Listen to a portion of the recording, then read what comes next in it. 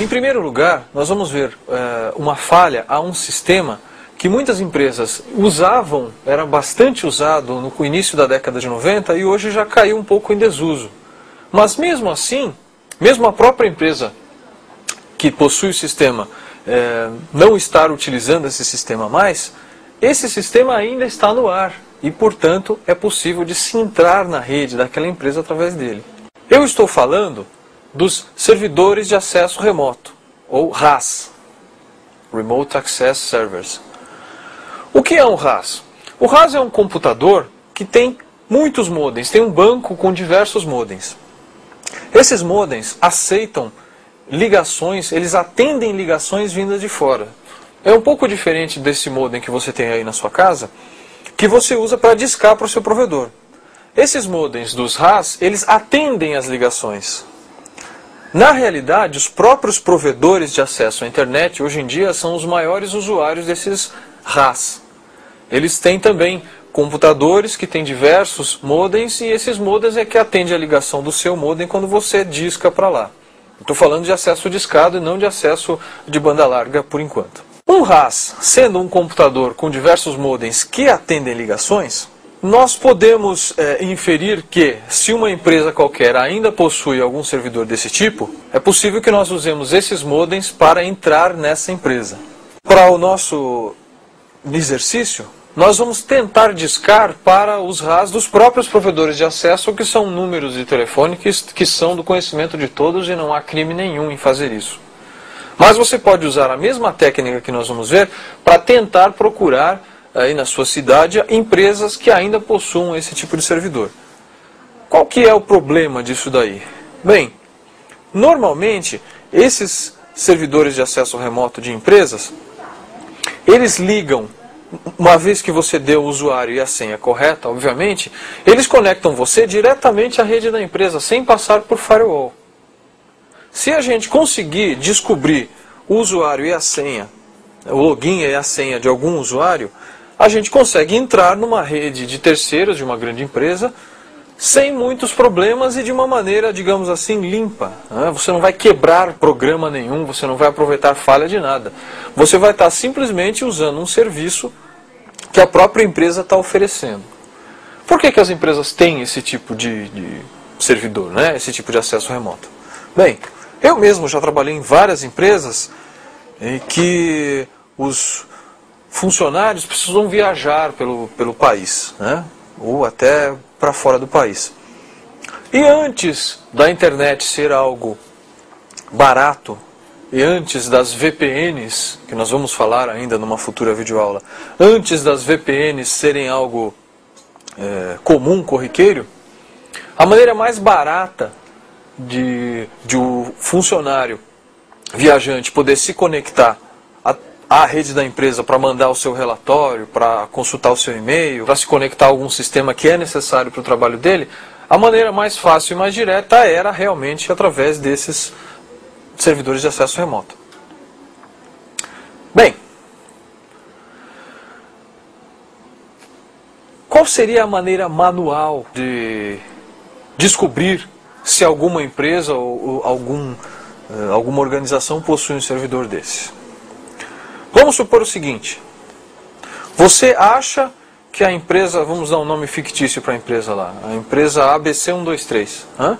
Então a empresa ABC123, você acha que ela tem um certo banco de modems lá e você desconfia que esse banco de modems esteja recebendo chamadas ainda, esteja atendendo as chamadas. Para começar, a gente faz um pouquinho de pesquisa, né? Um hacker que faz pesquisa, um invasor que faça uma pesquisa aprofundada, ele tem muito mais chances de invadir um sistema alheio e muito mais chances de fazer isso em menor tempo do que se ele não fizesse essa pesquisa e calcasse o seu ataque simplesmente nas ferramentas que ele tem à mão.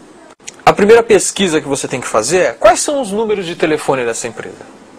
Você pode conseguir isso na lista telefônica, você pode tentar fazer algum tipo de engenharia social em funcionários dessa empresa, você pode conseguir no site da empresa, não importa onde você vai conseguir, mas você tente arranjar, para o nosso caso específico aqui, tente arranjar o maior número de telefones, de números de telefones relativos àquela empresa possível.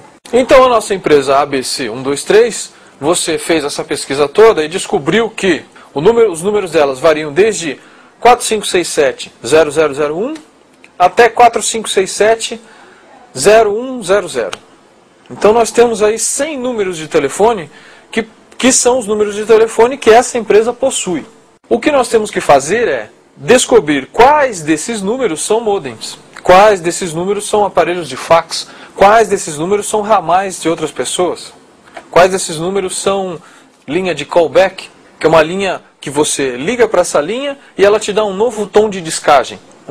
As empresas têm isso também. Às vezes o funcionário precisa, vamos supor, o funcionário é baseado em São Paulo, mas ele está fazendo uma viagem para Santos. Só que, por algum motivo lá, ele precisa fazer uma ligação para Frankfurt. E ele está no cliente, o cliente não permite que ele faça uma ligação internacional. Então o que ele faz? Ele liga para esse número de callback da empresa dele, e esse número de callback dá um outro sinal de descagem para ele, o qual ele pode usar para discar para Frankfurt e o valor da conta vai cair em cima da empresa dele e não da empresa cliente dele. Bem, a gente pode tentar também descobrir esses números de callback porque eles são muito interessantes. Alguém com má intenção poderia usar esse número para fazer ligações. Então, qual é o procedimento? É ligar para todos os telefones. A gente vai ligar para 4567-0001. A gente liga para 4567-0002 e também. E pega uma folha de papel e vai anotando. Isso é muito demorado, muito chato, muito complicado. E às vezes você não tem como distinguir entre um ramal que é um modem e um ramal que é um fax, por exemplo. Para te ajudar nessa tarefa, existem programas que são chamados Word Dialers.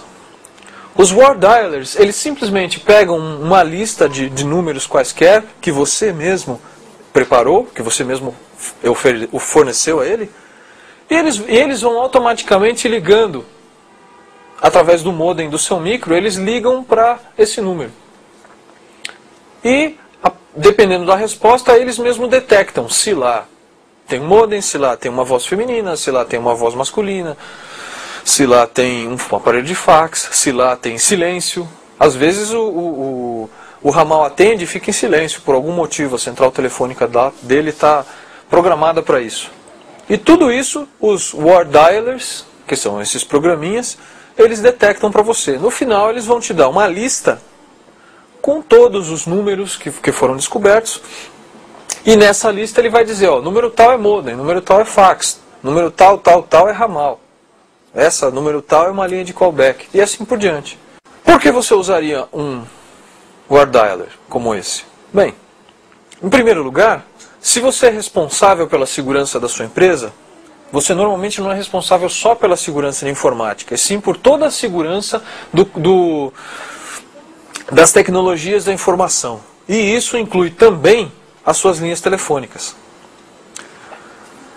Você deve então, como todo bom administrador de segurança, se for o caso, você deve ter em seu arsenal, em sua mala de ferramentas, você deve ter esses programinhas de Word Dialing para poder regularmente ligar para os números da sua empresa e verificar se existe ou não algum modem que esteja causando, que esteja abrindo um furo de segurança para você. É óbvio que, como toda ferramenta para o bem, você pode usar isso aí para o mal também.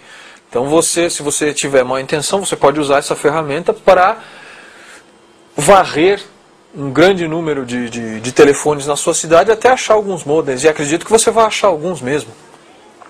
O que nós vamos fazer aqui nós vamos varrer uma certa faixa de telefones e dentro dessa faixa vão estar os telefones de atendimento, de modems mesmo, de um provedor de acesso aqui da cidade, de provedor de acesso da internet. Então é óbvio que o programa vai detectar aquilo como sendo modem. Mas, a rigor, você pode fazer isso com qualquer empresa. Muito bem, existem diversos Word Dialers por aí. Como curiosidade, tanto o termo Word Dialing como a popularização dessa técnica ocorreu por conta de um filme. Quem tem por volta de 30 anos deve se lembrar desse filme, mas já passou na sessão da tarde várias vezes.